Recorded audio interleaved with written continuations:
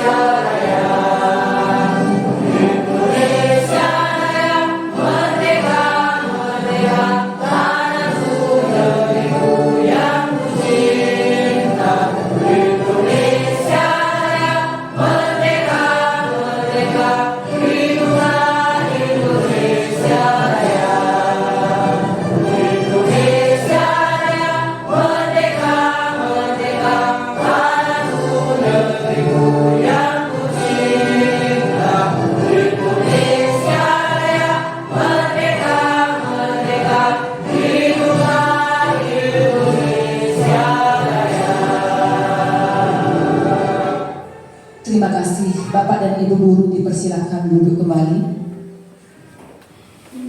Selanjutnya yaitu sambutan dari Kepala Sekolah SDN 2 Puyung yang saat ini diwakilkan kepada Ibu Guru Senior kita, kepada Ibu Asri SPD, dipersilakan.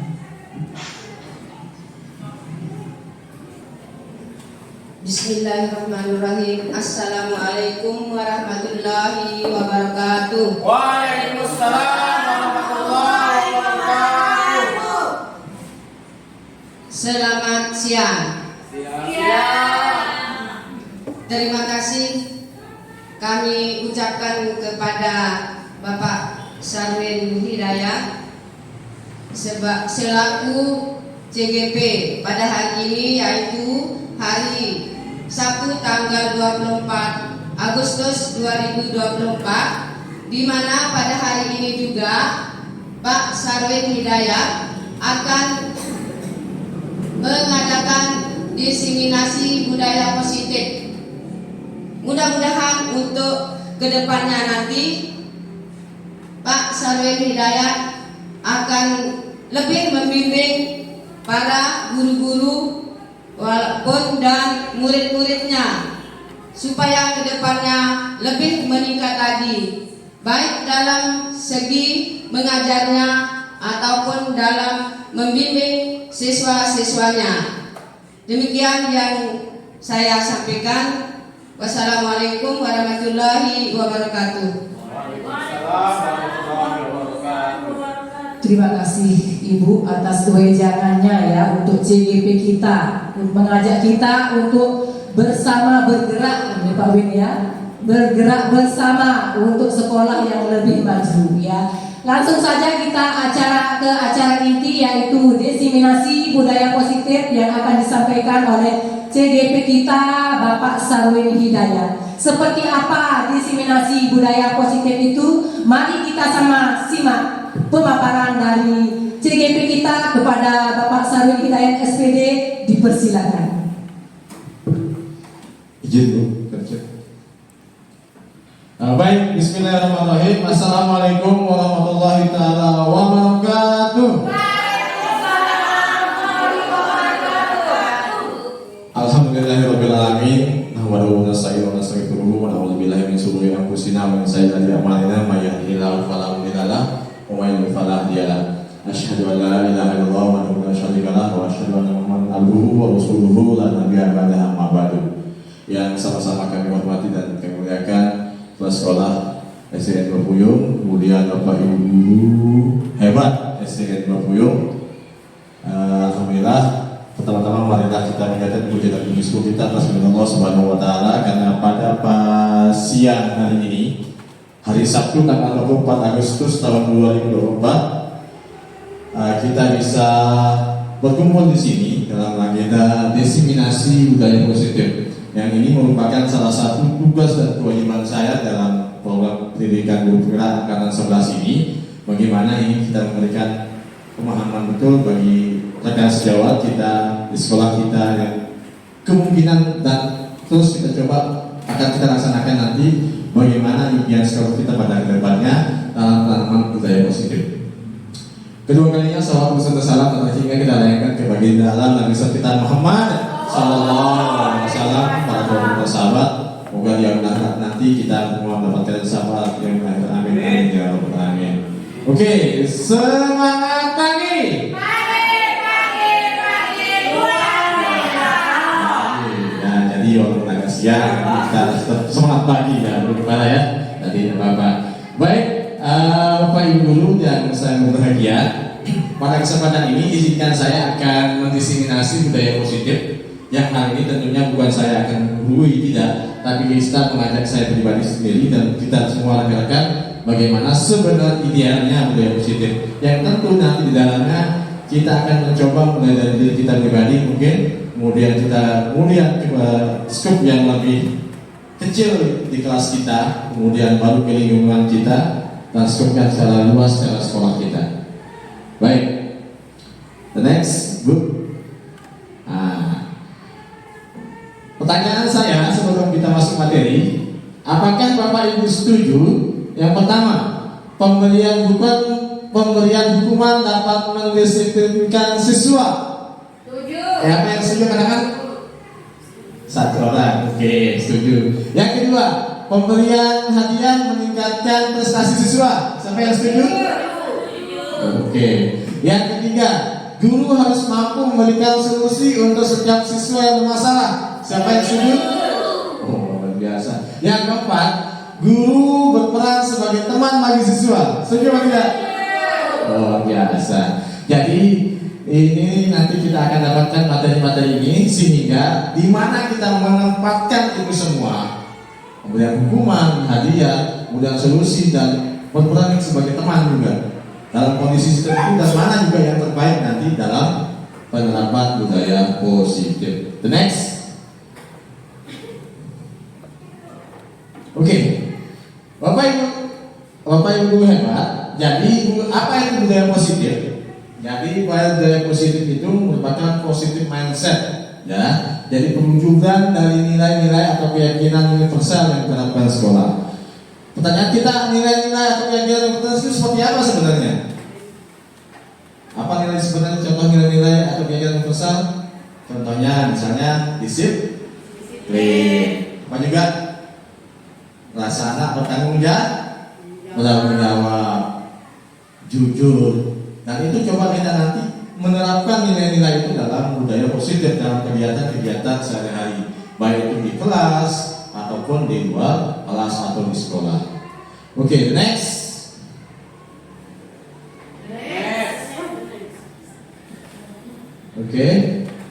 Oke. Konsep-konsep inti dalam menciptakan budaya positif itu ada 6, Bapak Ibu.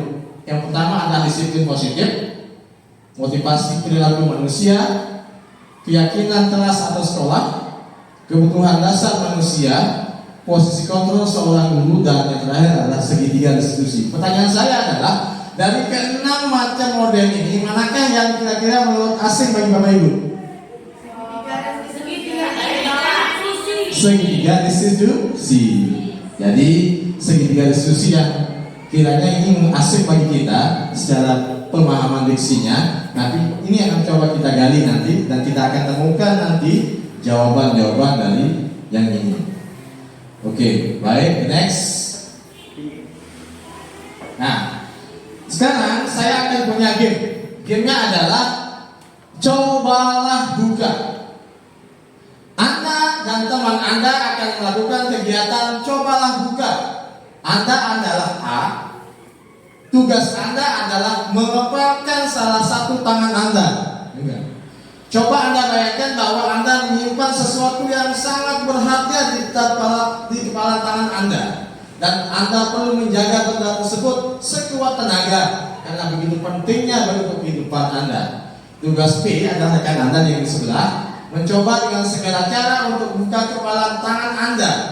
Teman Anda yang B boleh mengujuk, menghadik, mengintimidasi, memarah, menggoda, mengkritik, bahkan menawari Anda uang agar Anda bersedia membuka kepala tangan Anda. Coba kira-kira kita perhatikan pakai teman-teman yang di sebelah.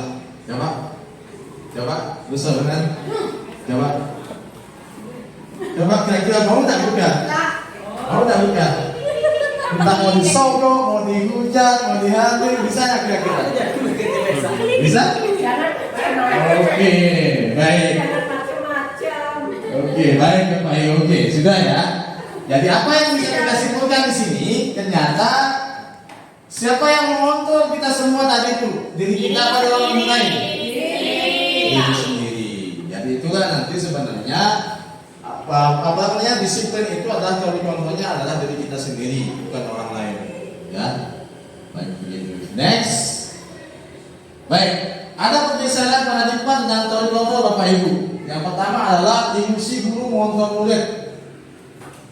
Ilusi guru mengontrol murid, sebenarnya murid tidak akan mau mengerjakan apa yang dikatakan oleh gurunya, tetapi ada kemauan pada murid karena dia ada keterbatasan kebutuhan dirinya untuk dikontrol oleh gurunya.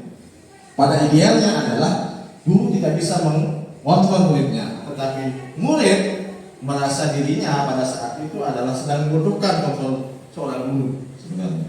Itu yang pertama. Yang kedua adalah ilusi bahwa semua perbuatan efektif dan bermanfaat. Ya, jadi begitu betulnya semua perbuatan positif, penghargaan dan apa dan sebagainya. Yang ketiga adalah ilusi bahwa kritik dan membuat orang merasa bersalah dapat menguatkan karakter. Jadi kita bisa juga memanggil anak dengan mengkritik anak, mencoba dengan membuat rasa bersalah, dan itu juga merupakan contoh dari kontrolnya. Yang keempat adalah ilusi bahwa orang dewasa memiliki hak untuk memaksa. Biasanya Ya, teori orang dewasa, kalau sudah dia orang dewasa bersifat memaksa kepada teman-temannya ataupun kita sebagai guru juga memaksa kepada anak kita untuk melakukan sesuatu hal yang kita inginkan. Oke, next, Bu. Bagaimana seorang bisa berubah dari paradigma stimulus respon kepada penegakan teori kontrol, Bapak Ibu? Coba kita lihat. Stimulus respon yang pertama adalah realitas kebutuhan kita sama. Ternyata teori kontrolnya adalah kebutuhan kita berbeda. Kemudian yang kedua, semua orang melihat hal yang sama. Tapi teori kontrolnya adalah belum tentu semua orang memiliki gambaran yang berbeda-beda. Selanjutnya kita mencoba mengubah orang agar berpandangan yang sama dengan kita, satu arah. Tapi teori kontrolnya kita berusaha memahami pandangan orang lain tentang dunia. Jadi jangan satu arah saja dari banyak. Kemudian selanjutnya perilaku buruk dilihat sebagai suatu yang kesalahan. Jadi anak-anak kalau kita berbuat salah itu salah sudah nggak usah. Tapi teori kontrolnya adalah semua perilaku memiliki tujuan. Dan anak yang salah itu dari belajarnya nanti dia akan menemukan kesalahan dan memiliki tujuan. Kemudian orang lain bisa mengontrol saya, ya itu stimulus responnya. Tapi teori kontrolnya adalah hanya Anda sendiri yang bisa mengontrolnya. Contohnya seperti tadi itu. Ketika ada sesuatu yang sangat berharga di dalam kita, maka kita sendirilah yang akan bisa mengontrol diri kita sendiri. Selanjutnya pemaksaan. Pemaksaan ada pada saat rujukan yang gagal. Jadi biasanya ada pemaksaan pada saat rujukan yang gagal. Yang teori kontrolnya adalah kolaborasi dan konsensus merupakan pilihan beragam. Jadi ada kerjasama, kemudian ada masalah untuk menciptakan pilihan-pilihan yang baru. Kalau stimulus respon yang terakhir adalah model berpikir menang dan kalah. Misalnya kegiatan lomba kayak kemarin di Belasa, menang atau kalah. Tapi teori kontrolnya adalah model berpikir menang. Menang sudah. Nanti masalahnya. Lanjut. Next, Bu. Nah, sekarang disiplin positif Bapak Ibu merupakan salah satu cara penerapan disiplin yang bertujuan untuk menumbuhkan kesadaran serta memberdayakan anak untuk melakukan sesuatu tanpa sorotan, ancaman maupun hukuman. Nah, ini sebenarnya disiplin. Jadi kesadaran yang perlu memang untuk bagaimana kita melakukan anak-anak ini agar dia terhindar dari rasa ancaman dari gurunya untuk dihukum, kemudian istilahnya sogokan ini mendapatkan hadiah ataupun ancaman. Dan itu yang perlu kita coba sedikit demi sedikit kita mencoba pada diri kita sendiri maupun anak didik kita yang keras untuk menerapkan disiplin positif ini. Oke, next. Ada nilai-nilai kebajikan yang universal Bapak Ibu di dalam kurikulum Merdeka yang kita kenal sekarang ini adalah profil pada Pancasila. Ada nilai-nilai kebajikan ada berapa? 6 ya. Yang pertama beriman, bertakwa kepada Tuhan yang Maha Esa dan Maha Mulia. Kemudian yang kedua berkebinekaan global, bergotong royong, kreatif, beneran kritis dan mandiri. Ini nilai-nilai kebajikan universal ini terdapat dalam profil pelajar Pancasila. Dan ini sebenarnya yang dimodifikasi nanti kita dalam membuat keyakinan kelas dalam nilai kebajikan universal ini. Oke, next. Nah, ada teori motivasi perilaku manusia. Dari 1, 2, 3 gambar bunga ini, teori kita jujur aja pada diri kita sendiri, kita berada dalam posisi yang seperti mana? Yang pertama menghindari penerimaan hukuman, yang kedua mendapat imbalan penghargaan, atau bunga yang ketiga menghargai diri sendiri menjadi orang lain yang mereka inginkan. Mana kira-kira? Mana kira-kira? Nomor 3. Itu idealnya Bapak Ibu sebenarnya. Teori motivasi perilaku manusia. Tapi kebanyakan kita manusia, kita semua sebenarnya, ataupun pada peserta didik kita, pada konteks yang dua ini saja, menghindari ketidaknyamanan atau hukuman, misal KWPR, tapi dikasih 200 PR, tapi biar tidak dimarahin bapak ibu gurunya. Itulah motivasi yang pertama. Terus yang kedua misalnya mendapat imbalan, wah kayaknya guru dapat KWPR 100 tebing permen. Nah itu juga ada. Kadang domainnya hanya itu dua saja. Jarang yang ketiga menghargai diri sendiri dan menjadi orang yang mencerminkan. Dan ini yang sebenarnya mencoba kita tanamkan pada diri kita dan anak-anak kita adalah motivasi perilaku manusia. Memang untuk melangkahi untuk hal yang ketiga ini tidak langsung seperti itu, karena ada step by step dari mudah tidak nyaman atau hukuman dan dapat penghargaan. Dan tentunya nanti pada pastinya anak akan menghargai diri sendiri dan menjadi yang orang mereka inginkan.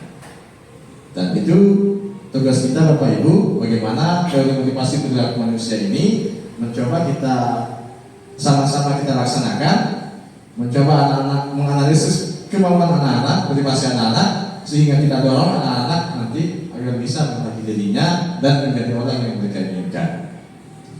Oke, the next. Ada hukuman, konsekuensi, dan restitusi. Jadi kalau hukuman sudah tahu ya. Kalau konsekuensi, konsekuensi yang disepakati. Kalau restitusi, biasanya perbaikan. Baik. Ada istilah hukuman, konsekuensi, dan restitusi Bapak Ibu. Yang pertama kita jelaskan, kalau hukuman itu biasanya sifatnya satu arah, yang sifatnya memaksa dan harus dikerjakan. Contoh misalnya identitas gagal, sesuatu yang menyakitkan harus terjadi. Karena identik hukuman itu kita seolah-olah gagal membuat anak menjadi lebih baik. Kalau bahasanya sekarang ini, ya identitas gagal kalau hukuman Bapak Ibu. Kalau identitas sukses, yang disiplin itu ada konsekuensi dan restitusi Bapak Ibu. Apa konsekuensinya? Sesuatu itu harus terjadi. Restitusinya merupakan pilihan. Kemudian kalau hukuman tidak nyaman untuk murid untuk jangka panjang. Kalau konsekuensi tidak nyaman untuk murid dalam jangka waktu pendek. Nanti dia bisa sadar sendiri maksudnya. Kalau restitusi adalah menguatkan untuk murid untuk jangka panjang. Kalau hukuman, korban mendapatkan keadilan. Korban mendapatkan keadilan. Kemudian konsekuensi, korban bisa diabaikan. Kalau restitusi, korban dapat diganti. Selanjutnya ada juga perilaku. Ada perilaku pasif agresif yang meningkat. Konsekuensi penguatan hanya bertahan jangka pendek dan mudah tercerahkan. Ada negatif dan netral dan positif Bapak Ibu sebenarnya. Kalau yang negatif, awas. Ada kata-kata yang sifatnya memaksa anak. Kalau netral, lakukan apa yang kalian katakan. Kalau yang positif, apakah hal ini ingin jangan dilakukan. Jadi dalam pemilihan diksi kata kita menyampaikan kepada anak hukuman, konsekuensi, dan restitusi sebenarnya sudah terlihat jelas. Kalau hukuman biasa bersifat kasar, ya, dan menjustis anak dan sifatnya satu arah, dan ini tidak untuk pemilihan pernah dan wajib kita lakukan Bapak Ibu. Kemudian kalau oleh konsekuensi itu kita menguatkan pada anak apa yang pernah kita lakukan, apa kejadian keras yang kita tidak buat, tanyakan dia. Kemudian kalau restitusi ini dibalikkan lagi bagaimana untuk menyelesaikan itu. Itu konsepnya, ada hukuman, konsekuensi, dan restitusi. Next book. Next. Oke. Baik. Berdasarkan bagian di atas penjelasan tentang hukuman. Hukuman itu tidak terencana. Ada anak yang ngajak kelahi langsung dihukum. Nah itu tidak terencana Bapak Ibu. Kita langsung hukum dia. Langsung bersifat satu arah.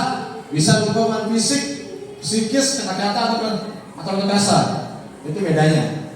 Kalau konsekuensi bersifat terencana, sudah disepakati. Artinya bahwa kita sudah buat aturan-aturan keyakinan keras, kesempatan keras dulu. Bentuk-bentuk konsekuensinya dibuat oleh pihak guru. Nah, misalnya kalau di kelas, keyakinan keras, kesehatan keras. Nanti kalau misalnya kelahi gimana? Misalnya kalau kamu temannya saling nangis gimana dan lain sebagainya. Kalau restitusi itu adalah proses menciptakan kondisi bagi murid untuk memperbaiki kesalahan mereka sehingga mereka bisa kembali pada kelompok mereka dengan karakter yang lebih kuat. Jadi ada perbaikan restitusi. Itu kata kuncinya. Kalau hukuman itu tetap berencana sifat terlarang. Kemudian kalau konsekuensi itu sudah terencana Bapak Ibu, sudah disepakati. Sedangkan restitusi itu malah menciptakan kondisi bagi murid yang lain. Oke, silakan next. Nah, pertanyaan saya pertama, konsekuensi atau hukuman. Mencatat 100 kali di dalam buku kalimat, saya tidak akan terlambat lagi karena terlambat ke sekolah. Hukuman atau konsekuensi? Hukuman atau konsekuensi? Hah? Mencatat 100 kali di dalam buku kalimat, saya tidak akan terlambat lagi karena terlambat ke sekolah. Konsekuensi. Karena itu sudah terencana di sana kesepakatan kelas kita. Nanti kalau yang terlambat, terus ya anak ya. Nah, lanjut. Lari keliling lapangan basket 2 kali karena terlambat hadir ke sekolah. Hukuman. Ada yang terlambat datang misalnya apel. Lari kamu. Ini kan langsung biar terencana. Lanjut. Membersihkan coretan yang dibuatnya di meja tulis. Hukuman apa konsekuensi? Hukuman. Lanjut. Murid diminta push up 15 kali karena tidak menggunakan masker ke sekolah. Hukuman. Berdiri di depan kelas sambil mengangkat kaki satu karena tidak bisa jawab pertanyaan. Hukuman. Membersihkan WC karena merusak pensel teman. Hukuman. Lari keliling lapangan karena terlambat 10 menit saat pelajaran videokan. Konsekuensi. Jadi ada 5 apelnya biasanya di videokannya. Tak terlambat misalnya 10 menit lari lapangan. Nah, apelnya videokan. Jadi itulah bedanya Bapak Ibu adalah konsekuensi dan hukuman. Oke, luar biasa ternyata pemahaman Bapak Ibu ini sudah mantap. Next Ibu. Oke. Baik. Benar nih. Benar ya? Oke. Dihukum oleh penghargaan Bapak Ibu. Ada pengaruh jangka pendek dan jangka panjang. Ada penghargaan yang tidak efektif. Ada yang penghargaan yang merusak hubungan. Ada penghargaan mengurangi ketepatan, penghargaan mengurangi kualitas, dan penghargaan mematikan kreativitas, penghargaan menghukum motivasi dalam diri sendiri. Sebenarnya dalam dihukum oleh penghargaan ini ada beberapa efek negatif dan positifnya. Yang jangka pendek dengan panjang ada. Kemudian yang dalam kolaborasi, ya, di mana mematikan kreativitas anak juga begitu, merusak hubungan juga antara anak yang satu dengan lain. Oke, next. Oke, pertanyaan saya selanjutnya. Mengapa keyakinan kelas bukan peraturan kelas?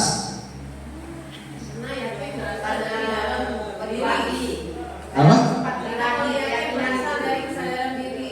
Karena kalau keyakinan berdasarkan diri, bagus. Terus? Dan dibuat berdasarkan kesepakatan antara guru dan Iya, bagus.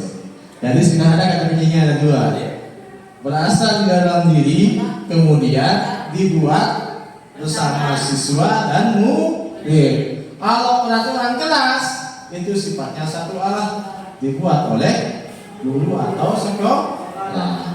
Itulah mengapa kita memilih keyakinan kelas bukan peraturan kelas.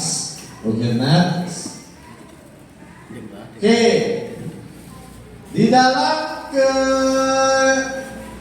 kita contohkan begini Bapak Ibu. Mengapa kita memiliki peraturan tentang penggunaan helm pada saat mengendarai kendaraan roda 2 atau motor?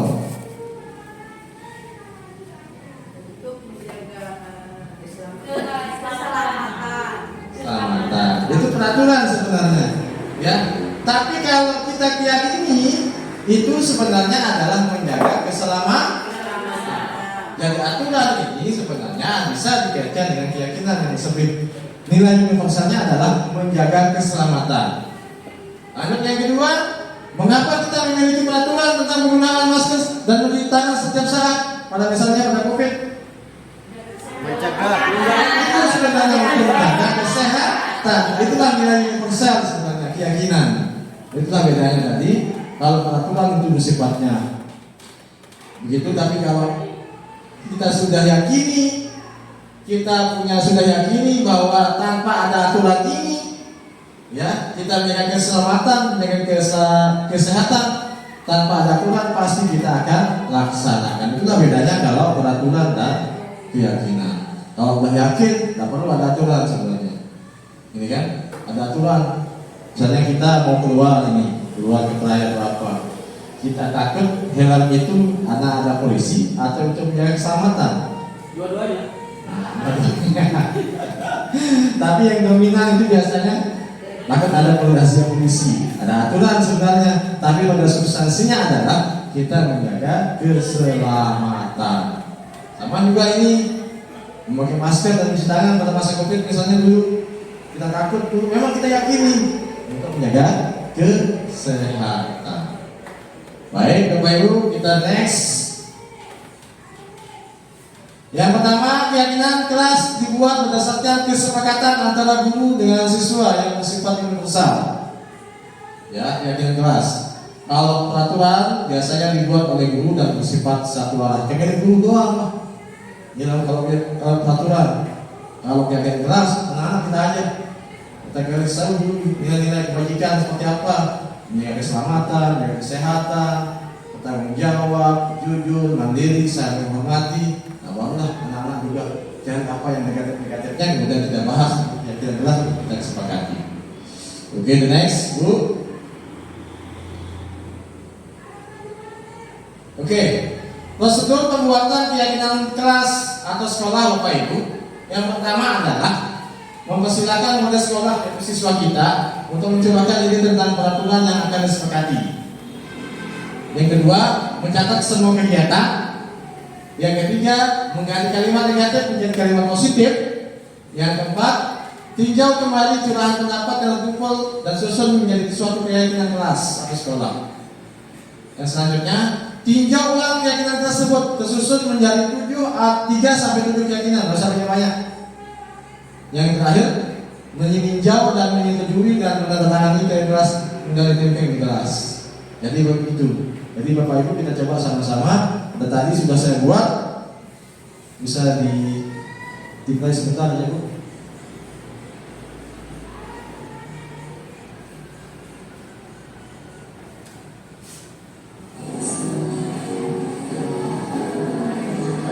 Assalamualaikum warahmatullahi wabarakatuh.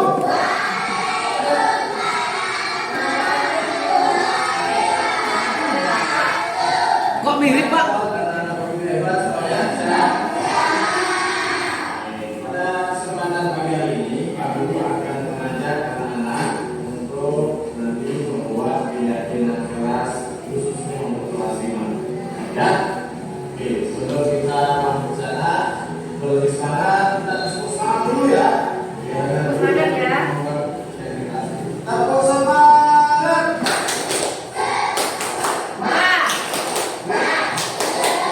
Jadi ini yang bisa kita coba nanti dijalankan di kelas kita, Bapak Ibu.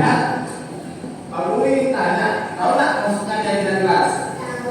Apa keyakinan kelas? Ya, itu nomor satu pentingnya. Jadi keyakinan kelas itu anak-anak adalah seperangkat kita dua. Lepaskan anak-anak kedua dulu misalnya, jangan lama misalnya, jangan dibawa sampai. Baik, nah itu saya bagi sticky note untuk anak-anak. Nanti untuk menempel surat pendapat, kemudian ditempel di sana. Next,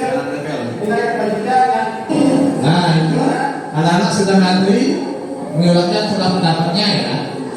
Dan masing-masing sticky note.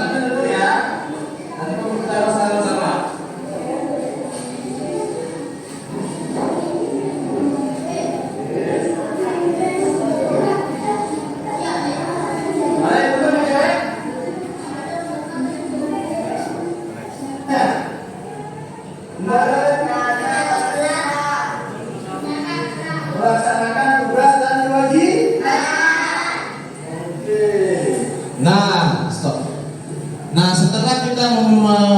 dibuat jumlah pendapat sama anak-anak, kemudian itu kita himpun Bapak Ibu dan mencoba mengganti kalimat negatifnya menjadi kalimat positif. Contohnya tadi misalnya saling jangan melawan guru katanya, berarti menghormati guru. Contoh yang lain misalnya tidak jangan mengejek atau jangan mengejek nama orang tua, misalnya. Saling menghormati dan menghargai. Misalnya jangan berkelahi, ubah menjadi saling menyayangi. Kemudian selanjutnya tidak bermain bola di dalam kelas Bapak Ibu. Nah, jadi melaksanakan tugas dan kewajiban. Artinya anak-anak kalau keluar main, kalau masuk jangan bermain di dalam kelas. Kemudian terakhir tadi yang ada jangan mencoret-coret tembok. Nah, kata kuncinya adalah menjaga kebersihan dan fasilitas sekolah. Jadi seperti itu Bapak Ibu. Next Bu. Nah, kalau sudah dibuatkan ini, next Bu. Nah, barulah kita tulis.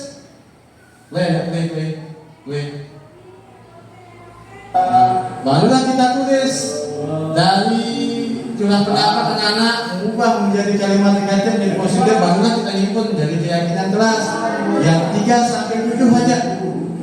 Ini 7, saya simpulkan menjadi 6 tadi, ya plus menjadi 6.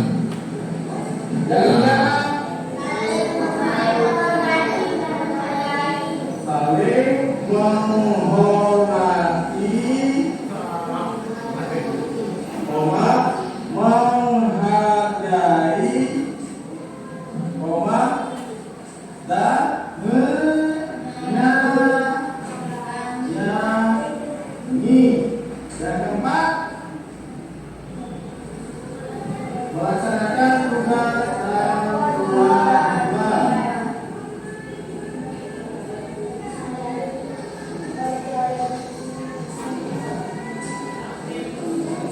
Yang kelima, saya diri apa? Ada yang tidak saling contek, jujur dan percaya diri. Dan percaya diri dan menghormati sendiri. Yang keenam, menjaga fasilitas.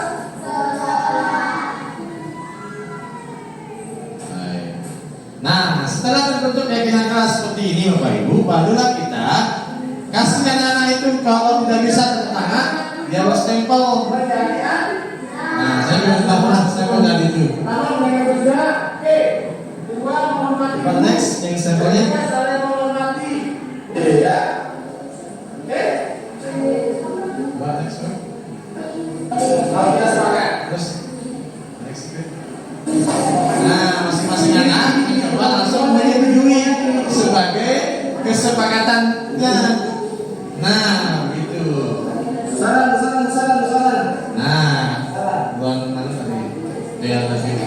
Namanya nanti kalau tanda tangan, misalnya terlalu kecil atau apa, tidak bisa pakai stempel. Ini tergantung nanti Bapak Ibu untuk menyesuaikan di mana modelnya.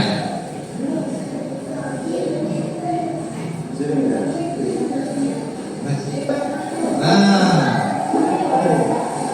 setelah semua tanda tangan ini stempel, barulah kita taruh di tempat-tempat yang terbuka yang mudah dilihat, misalnya di sini, samping pintu apa, nanti. Nah, itu Bapak Ibu untuk membuat keyakinan kelas. Sudah.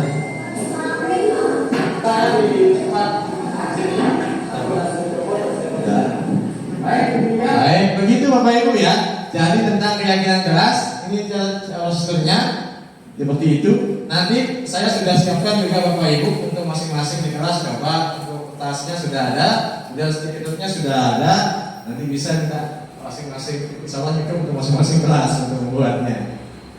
Kita mulai dari hal-hal kecil Bapak Ibu, kita coba menanamkan budaya positif kita dan skup yang lebih kecil dari kelas kita, barulah kita akan menjadi lebih lebar yang lebih besar di sekolah kita. Baik, mungkin ada pertanyaan Bapak Ibu tentang keyakinan kelas, temuan. Oh, silakan Ibu Nopi. Mana mikirnya satu Bu? Silakan. Atau tentang keyakinan kelas atau apa, silakan. Ya baik, bismillahirrahmanirrahim. Assalamualaikum warahmatullahi wabarakatuh. Waalaikumsalam. Jadi yang mau saya tanyakan terkait dengan keyakinan kelas, ini tadi kalau untuk membuat keyakinan kelas di kelas tinggi, bisa mungkin menuliskan curahan pendapatnya tentang apa saja yang masuk ke dalam keyakinan kelas melalui tulisan gitu. Tapi bagaimana kalau anak-anak yang kelas rendah, yang belum bisa menulis, belum bisa membaca? Sekian pertanyaan dari saya. Terima kasih. Assalamualaikum warahmatullahi wabarakatuh. Waalaikumsalam warahmatullahi wabarakatuh. Luar biasa ya. Terus sekali Bapak Ibu. Untuk yang kelas tinggi, mungkin yang kelas 4 dan 5, 6, khususnya kali saya bukan kelas tinggi, bisa menggunakan curah pendapat untuk tulisan pakai stiker kayak tadi itu. Kalau yang kelas rendah, Bapak Ibu coba bisa mencoba menggunakan gambar. Contoh misalnya ya, gambar lagi orang buang sampah. Kasih anak itu, mana anaknya? Mau tahu di mana? Kasih gambar melalui media gambar. Ada jadi kita sudah mendesain, anak kan tidak bisa secara langsung, tapi kita mencoba melalui visual gambarnya itu nanti kita coba anak-anak. Oh ternyata gini maunya sama dulu, anak mau sampah, anak lagi kena itu apa, taruhkan dia misalnya ini gitu, nanti anak itu. Nah apa salah tepatnya apa dulu nempel? Nanti kita belajar. Nanti salah satunya adalah dengan media gambar. Jadi Bapak Ibu yang kelas 1 khususnya yang belum bisa membaca tanpa transis dari PAUD ke SD, bisa kita menggunakan media gambar untuk kita pahami anak-anak untuk mengenai kelas. Misalnya anak-anak yang terdapat gambarnya lelah apa, kemudian anak yang buang sampah, nanti anak-anak diberikan dan satu dikasih untuk masing-masing mana maunya untuk ditempelkan. Dan itu setelah itu bisa dipukul nanti barulah dijelaskan sama anak-anak. Ternyata begini anak-anak, jadi kemauannya anak-anak dan Pak Guru disepakatkan begini dapat gambarnya, dan baru dijelaskan. Nah ternyata anak-anak sepakatnya begini. Nanti kalau buang sampah pada tempatnya. Ya juga saling menyayangi ya. Gambar log atau apa misalnya ada gambar dan sebagainya. Dan itu adalah satu model yang bisa kita pendekatan yang bisa kita lakukan pada anak-anak kita yang di sekolah, yang di kelas rendah Bapak Ibu ya. Di pendekatan seperti itu dalam media gambar dalam menyajikan rumah pendapat. Kita tidak bisa langsung menuliskan, tapi kita coba dalam pendekatan itu sehingga anak-anak merasa dirinya terlibat aktif juga. Kita memfasilitasi mereka dan anak-anak yang kelas rendah akan mencoba untuk memilih mana kemauannya itu sendiri. Begitu Bu Novi ya, terima kasih atas kesempatan. Ya, mudah-mudahan jawaban itu bisa membuat kita semua bisa melaksanakan dengan baik. Selanjutnya, kalau tidak ada pertanyaan, kita lanjutkan the next. Oke. Ada 5 posisi kontrol Bapak Ibu.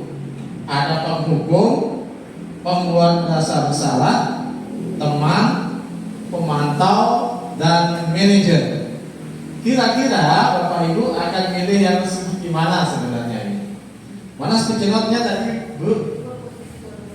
Saya akan kasih masing-masing Bapak Ibu guru ini, dan silakan mungkin menulis atau apa. Posisinya apa seperti mana?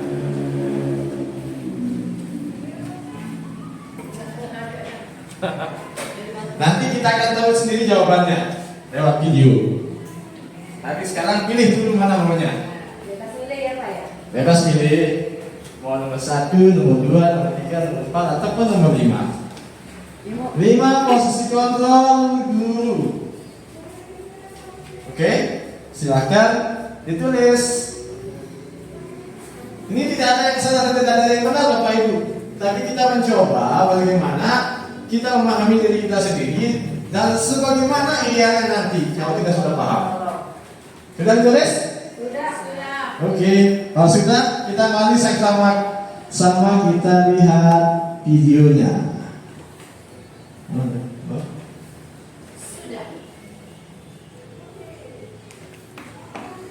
Yang pertama, kita lihat.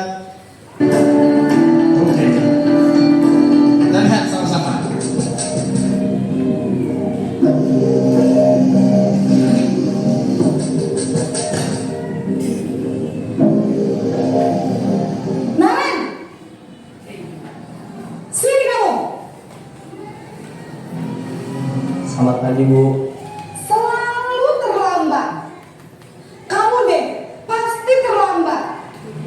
Bu, saya Apa? Apa coba? Alasan kamu apa lagi? Kapan sih kamu tidak terlambat? Malas sekali ya kamu jadi anak. saya Dasar pemalas. Gak kapok-kapok sih kamu. Sudah berapa kali terlambat? Sana, kamu keliling lapangan basket 2 kali. kenapa saya harus ke lapangan basket, Bu? Kenapa? Kamu melawan ibu. Berani-beraninya jawab. Sudah terlambat, masih berani jawab pula. Sekarang, keliling lapangan basket 5 kali sekalian. Biar kapok. Cepat. Pergi sana ke lapangan basket. Baik, Bapak Ibu. Dalam posisi penghukum ini, bagaimana tanggapan Bapak Ibu? Yang pertama, ilustrasi penghukum. Kadang-kadang itu Yang pertama saya dari kasus saya tadi itu, yang pertama posisi penghukum yang pertama, anak akan menjadi takut. Kedua, gerak, gerak. Dan yang ketiga, usaha gendam, dendam. ya. Terus setiap apa tindakan ibunya bersifat kasar, yang memaki-maki anak. Nah, itu posisi kontrol yang pertama Bapak Ibu, ya, yang sebagai penghukum. Oke, yang kedua pembatasan masalah, silakan.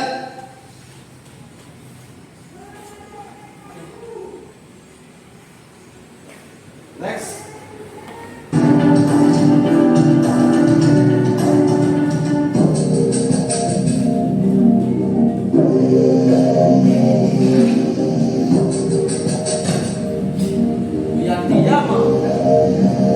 Naren, Selamat pagi, Bu. Naren. Kamu kenapa terlambat lagi, nak? Ya Tuhan, Naren. Kamu senang ya bikin ibu susah ya? Kalau kamu terlambat lagi, nanti ibu yang ditegur bapak kepala sekolah, nak. Disangka ibu tidak bisa membina kamu. Duh, gimana ini? Maaf, Bu. Duh, Gusti Naren. Kamu suka ya kalau ibu ditegur bapak kepala sekolah? Terus, sekarang ibu harus tulis apa yang di buku absen? Ini kamu sudah sering terlambat loh. Ibu harus apa coba? Maaf, Bu. Maaf sekali. Ya sudah, lain kali jangan bikin ibu susah lagi anak ya. Ibu tidak akan kuat lagi kalau kamu gini terus. Bisa jantungan kalau ibu ditegur bapak kepala sekolah. Sana cepat ke kelas. Maaf ya, Bu. Maaf sekali. Baik, itu posisi kontrol yang kedua Bapak Ibu. Jadi anak membuat rasa dia bersalah dengan gurunya agak lebay sedikit, ya, mengungkapkan yang sebenarnya ketakutan di gurunya. Hingga anak rasanya oh iya ya, sangat bersalah. Baik, yang ketiga posisi sebagai teman Bapak Ibu.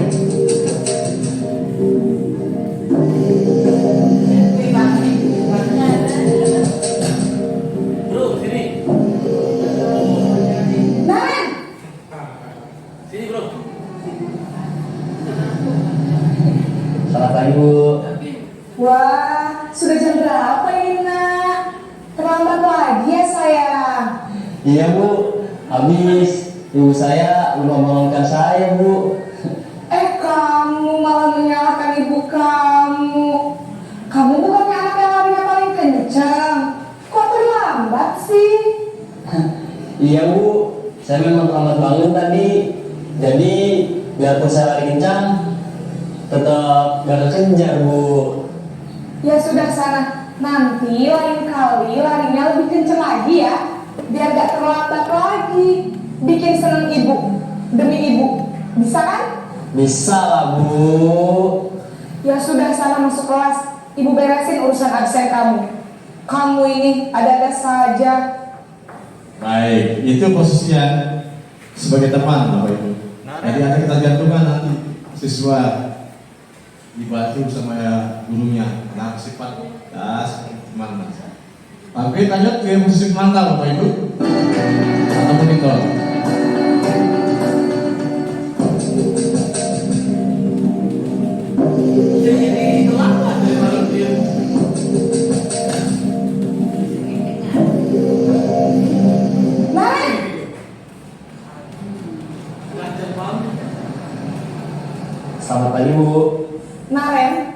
Apa peraturan sekolah kita tentang jam berapa kita harus masuk sekolah, nak? Dia tanyakan konsekuensinya sekarang. Harus di sekolah jam 7 Bu. Iya betul, sekarang sudah jam 7.20. Naren sudah tahu konsekuensinya jika terlambat hadir. Paham Bu, saya harus tinggal kelas pas jam istirahat selama 20 menit. Iya benar, konsekuensinya demikian. Jadi nanti jam 9.30 pas istirahat, kamu harus tinggal di kelas, kerjakan tugas tambahan untuk ketertinggalan kamu, ya? Baik Bu. Nah, jadi begitu sebagai pemantau ya, monitor. Dan terakhir posisi sebagai manajer. Posisi yang kelima.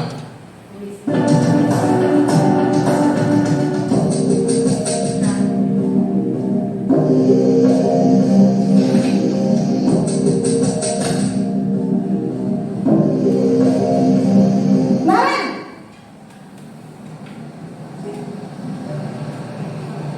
Selamat pagi Bu. Selamat pagi Naren. Maaf Bu, saya terlambat.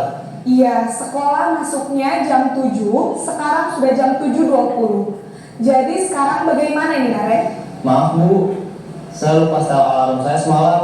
Baiklah, menurut kamu, keyakinan sekolah yang Mungkin mana langsung yang tanyakan kamu keyakinan tingkatkan? sekolahnya. Menghargai diri sendiri dan orang lain mungkin ya Bu. Setuju. Jadi, apakah Naren meyakini prinsip saling menghormati tersebut? Iya Bu, saya meyakininya. Apakah Naren bersedia memperbaiki masalah keterlambatan ini? Bersedia Bu. Bagaimana kamu akan perbaiki masalah keterlambatan ini? Tanya lagi gimana Saya solusinya? akan coba untuk tidak lupa menyetel alarm saya Bu. Baik, kalau Naren lupa menyetel alarm di rumah, ada orang yang kira-kira bisa bantu mengingatkan tidak? Ada Bu, kakak saya, Kak Emma. Ada lagi selain Kak Emma? Selain Kak Emma, ada ibu saya. Baik, jadi yang mengingatkan Naren adalah Kak Emma dan ibu kamu ya? Kira-kira akan mulai set alarm kapan nih Naren? Setelah pulang sekolah, akan segera saya lakukan. Baik, jadi Naren akan setel alarm untuk bangun besok pagi dan akan diingatkan oleh kakak dan ibunda Naren ya. Ada lagi yang mungkin perlu dilakukan Naren Langsung jadi agar solusinya. tidak terlambat bangun lagi. Tidak ada Bu. Baik Naren, terima kasih untuk kerjasama kamu. Sekarang kamu perlu kembali ke kelas untuk belajar. Baik Bu, terima kasih. Nah, baik Bapak Ibu, itulah posisi kontrol 5 guru. Kira-kira Bapak Ibu sudah jawabnya posisi yang mana? Teman. Ada yang teman? Semua sudah. Nah, yang pilihannya Ibu sekarang. Semua sudah. Oke, semuanya sudah. Baik, next Bu. Masa gambar rambut PPT-nya. dari bidadari. PPT-nya. PPT. Oke. Baik Bapak Ibu. Next. Tadi sudah kita lihat. Next. Baik. Kita bicara tentang kalau penghukum itu biasanya menghadik, menunjuk, mencacat pinggang, membentuk hukuman verbal. Dampaknya anak menjadi penendam dan tentu guru dan siswa tidak mungkin begitu. Kalau membuat merasa bersalah, suaranya biasanya lemah lembut, menyatakan kesalahan pada siswa dan guru menderita. Dampaknya membuat siswa merasa bersalah rendah diri dan benar diri. Kemudian yang teman, guru sifat ramah, cenderung bersendak gurau untuk menghangatkan kelana. Dampaknya murid bergantung pada satu orang, kemudian membuat siswa tidak mandiri karena dibantu sebuah gurunya. Next, kalau teman tahu ada bicaranya istrinya daftar identitas hasil, jadi dia menanyakan konsekuensinya. Memantau data pemantau saat siswa diberi sanksi. Dampaknya menghitung hadiah hukuman yang diberikan tanpa melihat nilai. Sebenarnya tidak sebenarnya sendiri. Kemudian manajer ini yang lebih ideal, suaranya netral, tercipta identitas positif, berhasil mengajukan pertanyaan, pertanyaan-pertanyaan yang makna, kemudian membantu siswa memecahkan masalah. Dampaknya adalah murid menjadi lebih percaya diri untuk memecahkan masalah sendiri. Lanjut. Baik Bapak Ibu, ada kebutuhan dasar manusia sebenarnya, ada 5 kebutuhan dasar manusia. Yang pertama adalah bertahan hidup, fisiologi, kasih sayang dan rasa diterima psikologis. Ketiga, kemanusiaan, keempat kebebasan, dan kelima kesenangan. Ada 5 kebutuhan dasar manusia ini yang kita coba implementasikan pada anak-anak didik kita. Yang pertama adalah bertahan hidup. Kita contoh saja ya, bertahan hidup. Contoh misalnya ada siswa kita yang notabene ya orang tuanya broken home dan lain sebagainya. Dan itu perlu memang kebutuhan-kebutuhan itu yang perlu kita adopsi, kita terlayani. Kemudian kasih sayang dan rasa terima. Begitupun juga demikian, ada anak kita yang sifatnya ABK. Jadi ada pengelompokan nanti. Soalnya dia menit-menitan. Sebenarnya kita sebagai seorang guru juga harus mencoba mendekati anak itu agar rasa kasih sayang dan rasa terimanya diterima oleh teman-temannya. Kemudian penguasaan, Bapak Ibu, ada anak kita yang slow learn, belajar slow. Jadi tidak menutup kemungkinan juga yang ada teman-temannya ada yang sudah pas cepat belajarnya. Nah, bagaimana kita merangkulnya kebutuhan anak-anak kita. Kemudian kebebasan. Bagaimana kebebasan anak-anak kita untuk belajar. Mau belajar dia menggambar, visual, audio, pakai LCD dan sebagainya. Kemudian kesenangan, bagaimana menghadirkan suatu kondisi di kelas kita agar anak-anak senang belajar. Entah itu di dalam kelas maupun ajak anak kita ke luar kelas. Hingga itu menjadi kebutuhan dasar manusia yang kita coba dekati pendekatannya ke dalam kelas siswa kita. Next, Bu. Next video.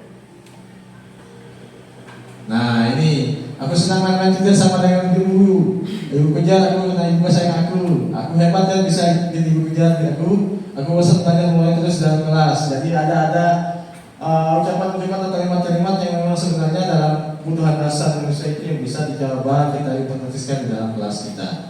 Itu Bapak Ibu ya. Nah, next, Bu. Ini contohnya yang tadi. Yang selanjutnya adalah dunia berkualitas, Bapak Ibu. Dunia berkualitas ini kita menghadapkan bagaimana kita menjadi orang-orang yang memang berkualitas secara dunia. Yang pertama, sifat orang yang penting dalam hidup Anda. Nilai-nilai kebajikan apa yang terpenting dalam hidup Anda?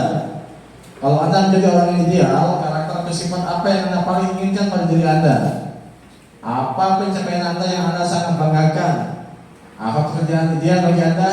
Ceritakan bagian perjalanan hidup Anda di mana Anda merasa telah di puncak bagi Anda. Dan apa yang paling bermakna dalam hidup Anda? Ini sebagai refleksi sebenarnya bagaimana menunjukkan bahwa dunia yang berkualitas, Bapak Ibu, baik pada refleksi bagi diri kita maupun siswa kita nantinya. Oke. Nah, yang terakhir adalah segitiga restitusi. Inilah yang nanti yang asing bagi Bapak Ibu kedengarannya adalah segitiga restitusi. Dalam segitiga ada 3 sisi Bapak Ibu. Ada sisi di bawah, sisi samping, kiri dan sisi kanan. Inilah disebut dengan segitiga restitusi. Ya, di mana segitiga restitusi ini adalah rangkanya ada 3 Bapak Ibu. Yang pertama adalah sisi yang di bawah adalah bagaimana menstabilkan identitas. Sisi yang sebelah kiri adalah validasi kebutuhan dan sisi yang sebelah kanan adalah menanyakan keyakinan. Tentu dalam 3 langkah segitiga restitusi ini adalah yang pertama adalah menstabilkan identitas. Kata-kata yang bisa terucap, setiap orang pasti pernah melakukan kesalahan. Kamu bukan satu-satunya pernah melakukan kesalahan ini. Artinya kesalahan anak kita stabilkan dulu. Ya. Kemudian yang sisi sebelah kiri kita validasi kebutuhan. Tentu anak punya alasan kenapa dia melakukan hal tersebut. Contoh, kamu tentu punya alasan kenapa melakukan hal itu. Adakah cara yang lebih efektif untuk mendapatkan apa yang kamu butuhkan? Nah, itu adalah contoh dalam validasi kebutuhan. Dan sisi yang sebelah kanan adalah menanyakan keyakinan.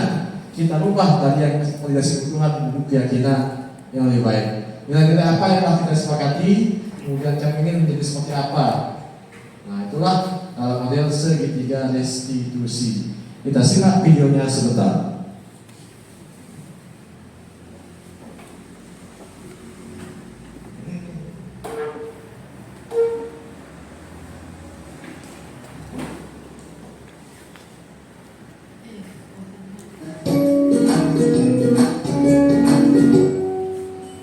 Salam dan bahagia Ibu dan Bapak guru hebat.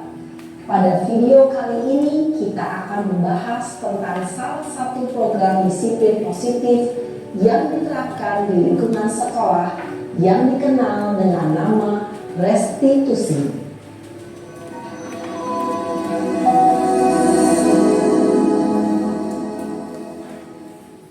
Restitusi dikembangkan oleh pakar pendidikan Diane Gosson berlandaskan pada teori kontrol Dr. William Blaser. Segitiga restitusi adalah suatu proses dialog yang dijalankan oleh guru atau orang tua agar dapat menghasilkan murid yang mandiri dan bertanggung jawab. Pada saat guru di posisi manajer, aspek yang dikembangkan pada murid adalah motivasi intrinsik, sehingga penanaman nilai-nilai kebajikan dapat tumbuh dan berkembang menjadi suatu kebiasaan positif yang akhirnya membentuk karakter murid. Proses dialog ini terdiri dari 3 langkah yang digambarkan pada ketiga sisi pada segitiga restitusi. Sisi pertama adalah menstabilkan identitas. Sisi yang kedua adalah validasi tindakan yang salah. Dan sisi yang ketiga adalah menanyakan keyakinan. Ibu dan Bapak guru, berikut ini akan ditunjukkan bagaimana seorang guru berada dalam posisi manajer menggunakan penerapan segitiga restitusi. Nah, baik, begini contohnya Bapak Ibu.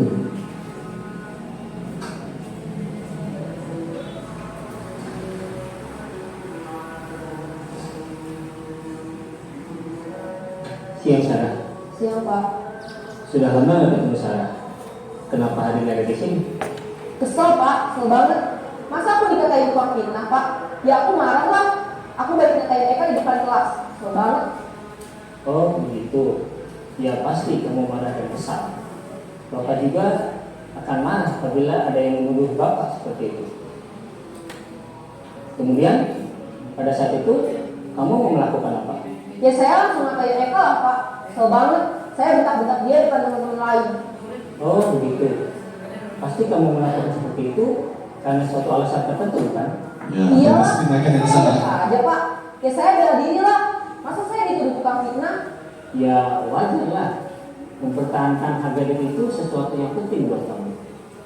Untung kamu tidak lebih gegabah lagi, hanya membentak-bentak. Iya Pak. Untung saya masih bersabar dan hanya membentak saja. Sudah gemes padahal. Saya pasti bela diri lah. Ya pasti ya. Tapi kamu memilih untuk tetap bertahan dan bersabar. Kamu memilih untuk tidak berbuat lebih parah lagi kan? Iya. Nah, sekarang coba kita lihat lagi tindakan kamu yang terakhir mengajarkan keyakinan. Tindakan kamu itu kira-kira sesuai dengan keyakinan kelas atau prinsip kamu tidak? Enggak lah Pak. Capek Pak jadi pemarah. Jadi keyakinan atau prinsip mana yang kurang sesuai dengan keinginan kamu? Ya, saya sebenarnya sangat menghargai orang lain. Mungkin saat itu saya menjadi emosi, jadi tidak menunjukkan sikap itu. Kamu meyakini tidak? Menghargai orang lain itu penting buat kamu. Yakinlah Pak. Iya, setuju. Kita harus saling menghargai. Namun ada juga keyakinan yang kita sepakati yang perlu kita jalankan apabila kita sedang marah kan? Ya saya bisa lebih proaktif, mulai dengan diri sendiri. Saya bisa jadi lebih bersabar, mengambil waktu jeda untuk berpikir mau apa selanjutnya. Kira-kira kamu bersedia memperbaiki masalah ini tidak? Bersedia Pak. Kalau kamu memperbaiki masalah ini, kamu akan menjadi orang seperti apa? Saya akan menjadi orang yang bertanggung jawab kali ya Pak. Dan senantiasa proaktif. Iya, menurut kamu bagaimana rasanya menjadi orang seperti itu? Ya nyaman lah, bangga bisa bersabar dan menahan diri. Baiklah kalau begitu. Yuk kita pikirkan bagaimana memperbaiki masalah ini.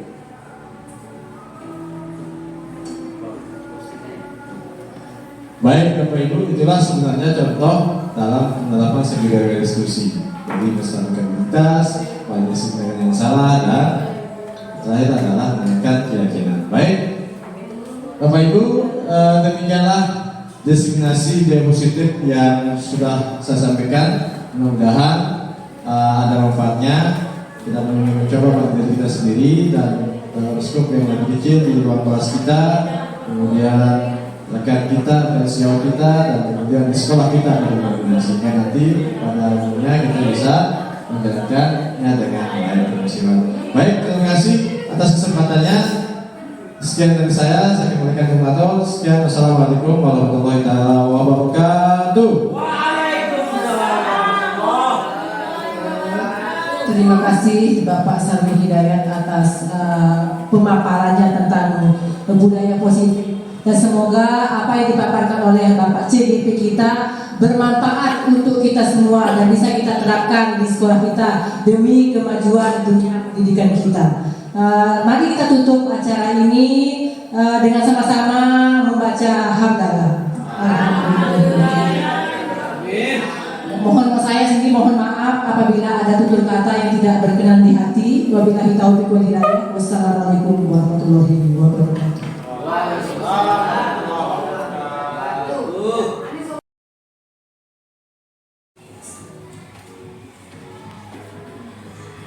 Assalamualaikum warahmatullahi wabarakatuh.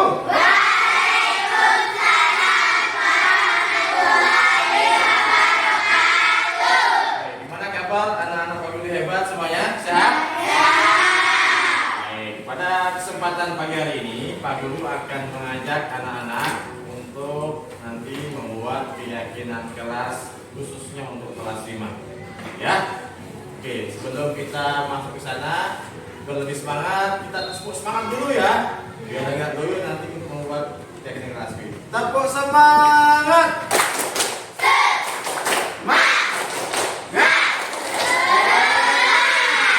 Baik anak-anakku sekalian yang saya cintai dan sebagaikan, Pak Guru ingin tanya, tahu nggak maksudnya keyakinan kelas? Apa kira-kira keyakinan kelas?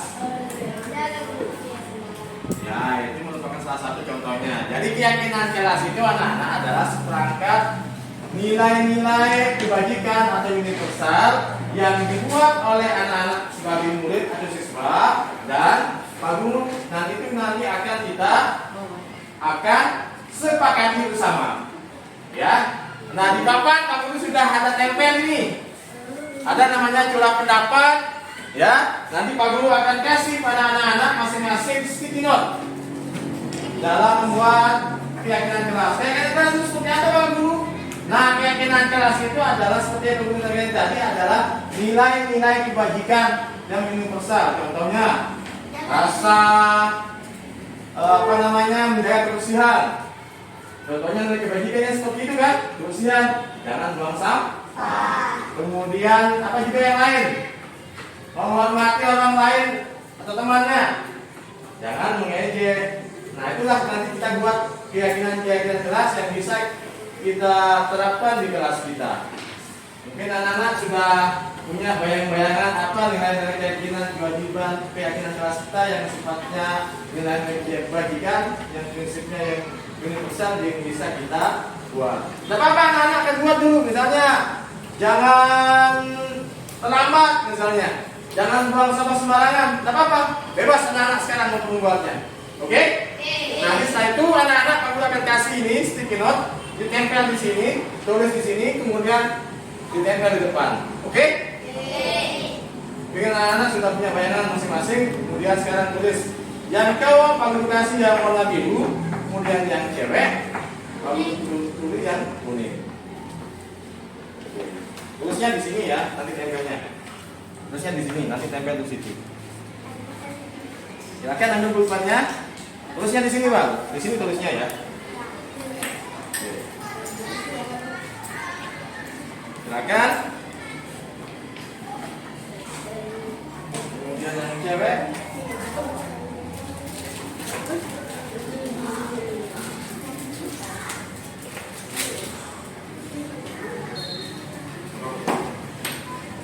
Tulisnya di sini ya. Oke.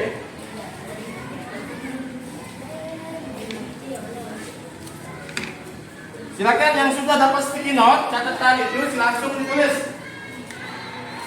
Apa kira-kira seperti yang Pak Guru sudah sampaikan barusan tentang prinsip-prinsip nilai kebajikan yang anak-anak akan kita yakini, akan kita laksanakan dan kita sepakati nanti. Apa kira-kira yuk? Contohnya jangan datang terlambat, misalnya kan. Jangan buang sampah sembarangan, katanya tadi. Oke, boleh masuk seperti itu ya. Kemudian yang cowok warna langsung ditulis ya. Yang sudah ditulis langsung ditempel di depan. Di sini. Jangan dibalik lagi. Nanti yang lemnya itu ditempel. Oh, yang sudah masuk lagi ke depan sini ya, ditempel di sini. Nah, ini nanti kita akan sepakati sama-sama, kemudian kita tempel nanti di sini. Maju. Oke, maju sini. Tempel sini. Ini balik. Pintar balik. Oke. Lanjut. Maju, makanya maju yang sudah maju cepat. Oke.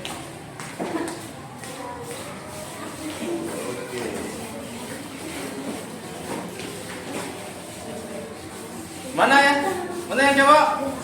Atas sini tak? Mana tak? Oke.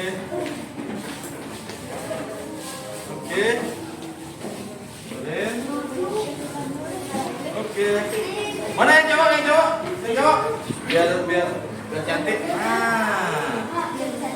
Oke.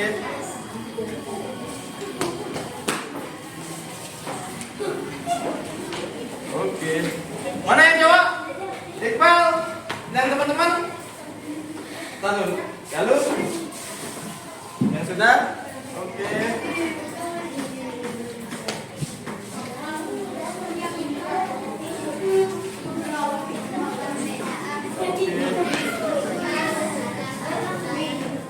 Mana?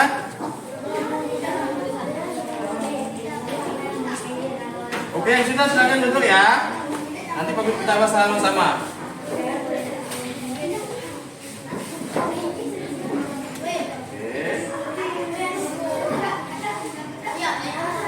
Ada yang belum yang cewek?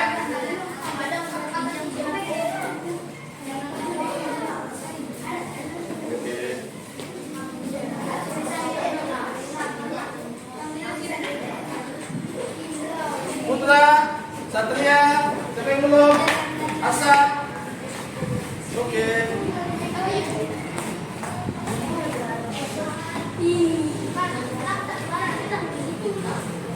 Sudah? Berapa orang belum? Yang asal aja. Sudah, Sar? Terus namanya juga? Oke. Baik. Jadi Pak Guru akan baca ini satu-satu. Nanti Pak Guru akan tulis di sini. Ya. Tapi kita tunggu Asad dengan satu orang. Mana Asad? Biasa Asad ini.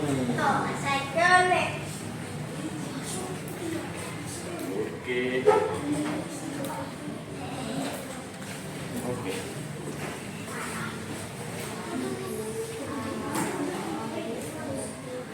Baik. Dari berbagai ide anak-anak tadi tentang keyakinan keras, nanti kita akan merubahnya anak-anak menjadi kalimat yang positif. Contoh tadi misalnya anak-anak jangan terlambat katanya, jangan membuang sampah sembarangan. Nah itu kita rubah menjadi kalimat yang lebih bagus, lebih baik. Contohnya kalau jangan terlambat apa kira-kira? Hadir tepat waktu. Lebih baik begitu. Kemudian membuang sampah, jangan membuang sampah, tapi membuang sampah pada tempatnya. Oke, kita baca satu ya. Yang pertama dari sini, minta kebersihan, jangan membuang sampah. Oke. Kemudian juga Ara juga sama. Kemudian Alika, jangan melawan guru. Nah ini bagus nih. Ya, bagus ini. Yang pertama tadi kita cek, jangan membuang sampah. Berarti buanglah sampah pada tempatnya. Oke. Yang kedua ini bagus ini, jangan melawan guru. Kira-kira apa? Hormatilah guru. Menghormati guru. Hormati guru. Pintar. Yang ketiga, Jangan membuli teman. Nah, apa kira-kira? Saling menghormati dan menghargai. Menghormati dan menghargai. Oke, yang keempat, harus melaksanakan piket kelas. Apa kira-kira itu? Keyakinan kelas. Makanya apa nilai-nilainya?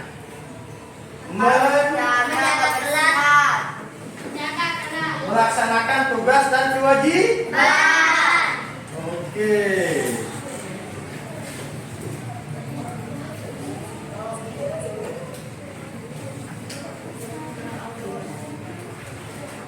Oke, yang kelima, tidak boleh mencontek. Nah, masuk dia ke saling menghormati dan saling menghargai. Tapi dia saling mencontek itu lebih baik ke percaya diri dan apa?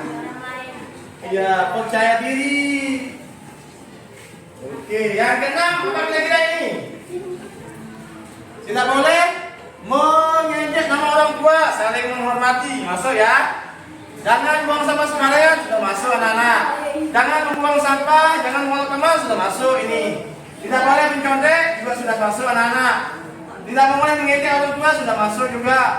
Yang ini, jangan membuang sampah, sudah masuk. Jangan merusak barang orang lain atau orang sekolah. Apa kira-kira? Menjaga. Iya, menjaga fasilitas sekolah. Pintar. Kemudian lanjut ke ini, menghormati teman guru sudah sama ya. Jangan suka berantem. Nah, ini juga jangan suka berantem. Apa kira-kira? Saling menyayangi. Betul. Betul, saling menyayangi. Ini sama. Jangan bermain bola di kelas, sama. Laksanakan tugas dan kewajiban, ya. Jangan main bola di kelas. Itu ya. Sama jarak ya, masuk sini nanti. Baik, Pak Guru sudah buat, ternyata ada 7 anak-anak. Nilai-nilai kebajikan yang anak-anak bisa kita simpulkan untuk keyakinan kelas kita. Yang pertama, buanglah sampah pada tempatnya. Kedua, menghormati guru. Yang ketiga, saling menghormati dan menghargai. Yang keempat, melaksanakan tugas dan kewajiban. Ya, jangan main bola di dalam kelas. Ya. Yang kelima, percaya diri. Percaya diri, jangan nanti ganti jawaban, Nah, itu ya. Yang keenam, menjaga fasilitas sekolah. Jangan merusak-rusak. Ini misalnya nanti jendela, kemudian pintunya. Dan yang terakhir, saling menyayangi. Jangan saling berantem. Apakah ini bisa kita sepakati? Bisa. Bisa ya? Bisa ya? Sebenarnya ada satu kelupaan tadi ini. Ya, di sini ada tempat Pak. Tapi alhamdulillah anak-anak dan kelas 5 memang secara keseluruhan jarang ada yang terlambat. Ya, semuanya hadir di kelas tepat waktunya. Baik, dari kesepakatan ini nanti kita akan timbulkan. Tadi sudah benar semua. Dari semua adalah pendapat anak-anak sudah masuk yang ini, poin yang video ini. Dan inilah yang nanti Pak Guru akan tuliskan keyakinan kelas kita. Kemudian nanti kita akan apa? Stempel atau tanda tangan. Kita pakai stempel gini ya. Oke, Pak Guru akan tulis di sini ya. Yang pertama,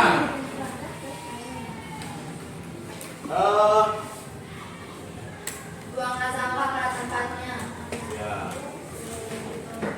Kita lupa buanglah sampah pada ini menjadi menjaga kebersihan. Jadi ini masih yang benar adalah menjaga kebersihan. Ini yang tepat sebenarnya. Ya, menjaga kebersihan. Yang pertama adalah menjaga kebersihan.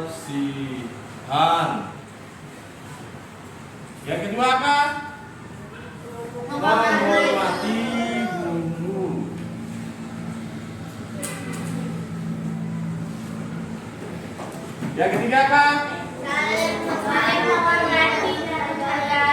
Saling menghormati, koma, menghargai, koma, dan menyayangi. Yang keempat, melaksanakan tugas dan kewajiban.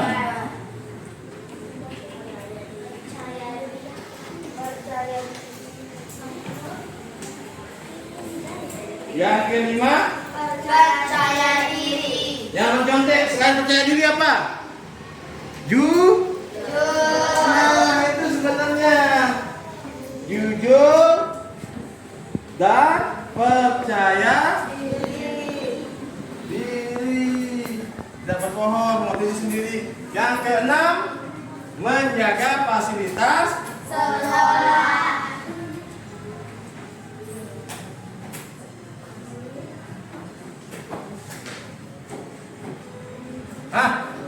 Pak Guru ringkas yang jadinya 7 menjadi yang sudah masuk semua sini.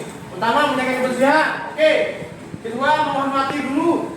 Yang ketiga, saling menghormati, menghargai dan menyayangi. Yang keempat, melaksanakan tugas dan kewajiban. Jangan main bola di dalam kelas. Udah tahu kalau main ya, mainnya di rumah. Yang kelima, jujur dan percaya diri. Jangan mencontek, jujur pada diri sendiri, ya. Kemudian yang keenam, menjaga fasilitas sekolah, jangan merusak fasilitas sekolah. Oke, aku tanya, apakah ini bisa kita sepakati anak-anak? Bisa. Oke, kalau bisa, sekarang masing-masing anak-anak kita akan stempel jari tangannya di sini. Yeay, ya. Oke?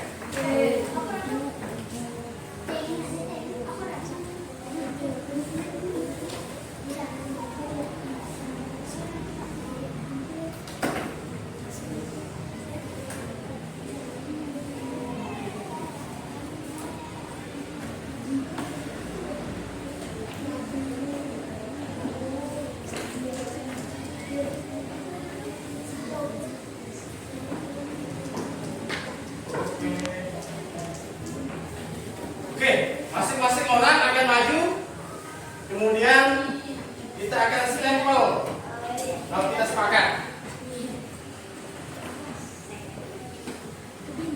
Oke, silakan. Mulai dari sini, ya. Terus ini, maju dari Yasat, maju Yasat.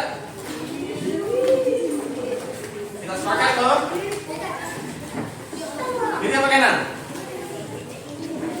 Kiri ya. Sini aja. Oke, di sini. Oke, lanjut. Cepat. Kiri, jempolnya yang kiri, sini. Ini. Besaran.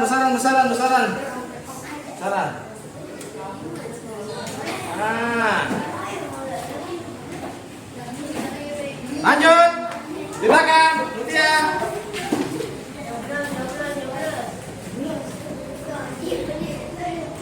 Sini udah. Lanjut, cepat, maju. Pak Guru lagi juga nanti senang aja.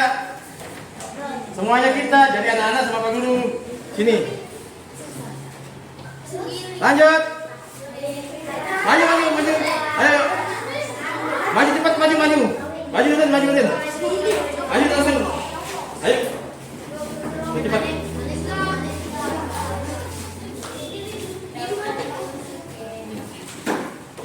Oke, lanjut. Oke, lanjut. Ayo ke belakang maju.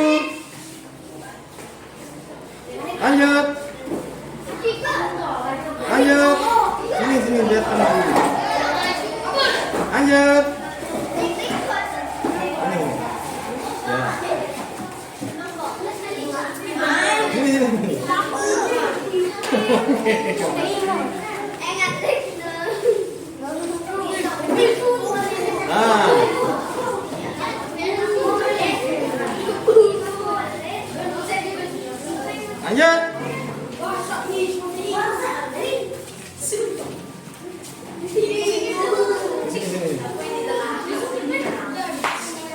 Lanjut.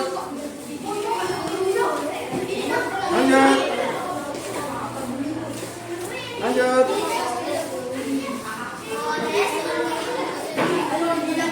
Udah? Udah? Tinggal Pak Guru sekarang.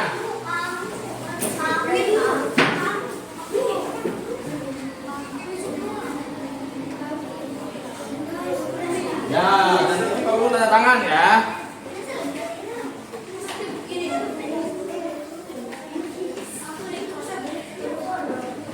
Oke.